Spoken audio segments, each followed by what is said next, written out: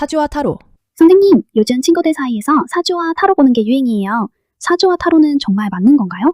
어떤 원리로 돌아가는 거죠? 사주는 예전부터 한의학자들이 사상의학이나 사람의 체질을 알아보기 위해 사용하기도 했다고 해요. 서양의 MBTI처럼 개인의 특성이나 향성을 알아보기 위한 학문이었던 것이죠. MBTI가 개인의 주관적인 설문을 통해 측정하는 것이라면 사주는 태어난 생년월시에 해당하는 별자리의 에너지로 측정한다는 점에서 측정 방법이 서로 다릅니다. 제대로 측정이 이루어진다면 사주와 MBTI의 결과값이 같겠죠. 타로는 개인의 순간적인 생각을 통해 단기간의 계획이나 앞뒤를 점치는 것입니다. 심리학의 동시성의 원리와 비슷합니다. 그 사람이 지금 어떤 생각을 하면 그 일이 앞으로 발생한다는 원리를 이용하는 것이죠. 그래서 연애나 이사, 사업 등의 단기간의 운이나 미래가 궁금할 때 많이 이용합니다. 아, 그럼 타로를 믿어도 되는 것인가요? 글쎄요. 하지만 사람의 생각이 수시로 변하기 때문에 믿을 수 있다고 확답은 할 수 없겠네요. 저라면 남에게 돈을 주고 묻지 않고 저 자신에게 물을 것 같아요. 어차피 제 생각이고 제 마음이잖아요. 연인 사이라면 상대방의 생각이나 마음이 궁금할 수도 있잖아요. 직접 상대방에게 물어보면 되죠. 직접 물어볼 수 없을 정도의 사이라면 사귀지 않는 것이 맞다고 봐요. 언젠가는 헤어지게 될 테니까요. 사업 파트너도 마찬가지입니다. 남에게 물어봐야 할 신뢰라면 같이 사업을 하면 안 된다고 봅니다. 그럼 사주는 믿어도 되는 건가요? 사주도 개인의 의지라는 변수가 있죠. 우리가 영화를 볼 때 미리 스포하지 말라고 하잖아요. 미리 알면 재미없으니까요. 요즘 사람들은 MBTI로 자기 성향을 분류하잖아요.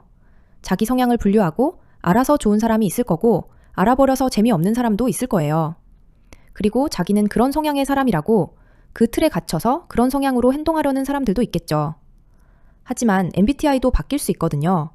그런데 자기 생각을 고집하면 못 바꾼다고 생각하면서 계속 그렇게 사는 거죠. 그래서 기독교나 다른 종교에서 사주나 타로를 보지 말라고 하는 것일 수도 있어요. 자기 운명을 대척하지 않고 바꾸려고 노력하지도 않고 포기하고 사는 사람들이 나올 수도 있으니까요. 무엇이든 자신의 성장과 남을 위하는 쪽으로 사용한다면 나쁜 것이 없다고 생각합니다. 영화의 결말을 미리 알고 보든 자신의 성향을 알고 살아가든 거기에 휘둘리지 않고 영화를 즐길 수 있고 자신의 성향을 있는 그대로 인정할 수 있다면 아무 문제도 되지 않는 것이죠.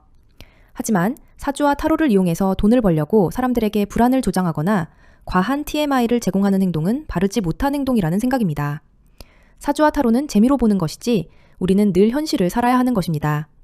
현실이 주가 되고 사주와 타로는 부차적인 것이 되어야 합니다. 그런 부차적인 것이 현실에 어떻게 불안을 주거나 이익을 줄 수 있겠습니까? 그러니까 그런 것들로 우리에게 불안을 조장하거나 이익을 담보하는 사람들은 멀리해야 합니다. 그런데 요즘 사람들은 왜 사주와 타로를 많이 보는 건가요? 요즘 세상이 한치 앞을 알 수 없을 정도로 급변하고 서로 믿을 수 없는 세상이어서 그런 게 아닐까요? 사실 선생님도 사람 보는 안목이 없어서 사주와 심리 공부를 했는데요.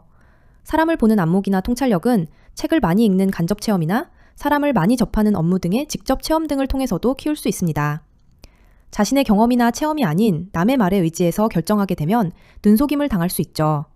그 사람의 경험이나 안목이 나의 상황에 맞지 않을 수도 있고요.